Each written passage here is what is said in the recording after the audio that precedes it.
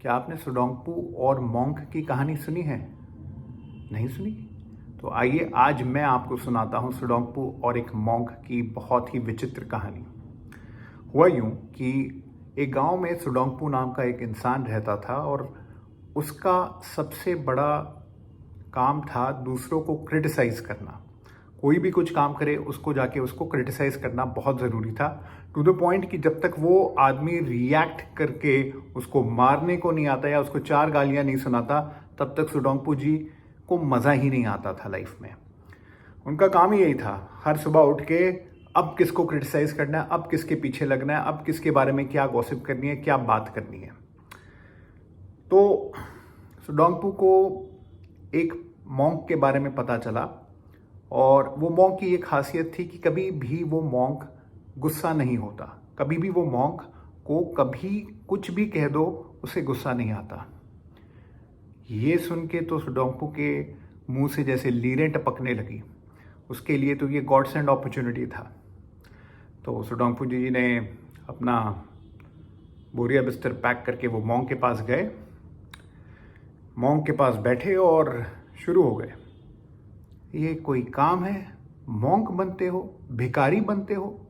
तुम जैसे लोग जो कोई काम नहीं कर सकते वो जाके मॉन्क बन जाते हैं।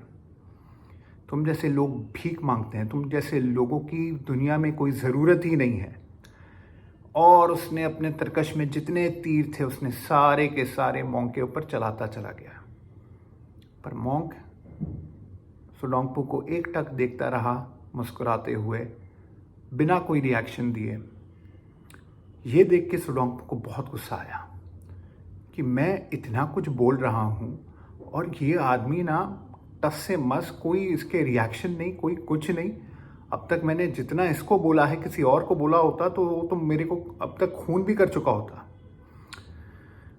कट टू जब उसके तरकश में सारे तीर खत्म हो गए तो सुडोंगपू ने सिर्फ एक चीज़ मॉन्क से पूछा कि भाई, मैंने तो तुम्हें अपने पास जो कुछ था सब सुनाया।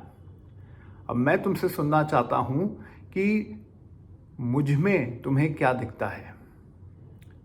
तो सुडोंगपू को मॉन्क ने बोला मुस्कुराते हुए कि मुझे तुम में भगवान दिखता है। सुडोंगपू ये सुनकर चुप हो गया, शांत हो गया और वहां से उठकर उसी क्षण चला गया। कहानी का हमारे YouTube में ज़ीरो से हीरो एपिसोड नंबर 4 में क्या मतलब, क्या तात्पर्य? तात्पर्य ये है कि आप जो भी काम कर रहे हैं, आप इनिशियल लेवल में क्रिटिसिज्म के लिए तैयार रहिए। इनिशियल लेवल में ही क्यों, आप जब बहुत बड़े सुपरस्टार भी बन जाएंगे तब भी आप क्रिटिसिज्म के लिए तैयार रहिए। आपको लोगों ने जो बोलना है वो बोलेंगे, क्योंकि लोगों का काम है कहना। आपके बारे में बहुत सारी गॉसिप्स होंगी, आप नंबर 1 टॉपिक होंगे लोगों के क्रिटिसिज्म के लिए, पर आपने अपना ध्यान किस तरफ केंद्रित करना है वो आपने डिसाइड करना है। आपने किस जगह को ज़्यादा फीड करना है, वो क्रिटिसिज्म्स को ज़्यादा फीड करना है या कि अपने काम को ज़्यादा फीड करना है।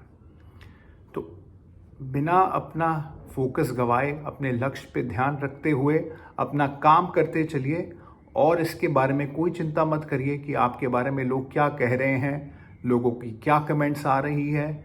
अगर आपका कंटेंट जो आप बना रहे हैं दूसरों के कोई काम आने वाला है, यूज़फुल है, तो आप पीछे मत हटिए।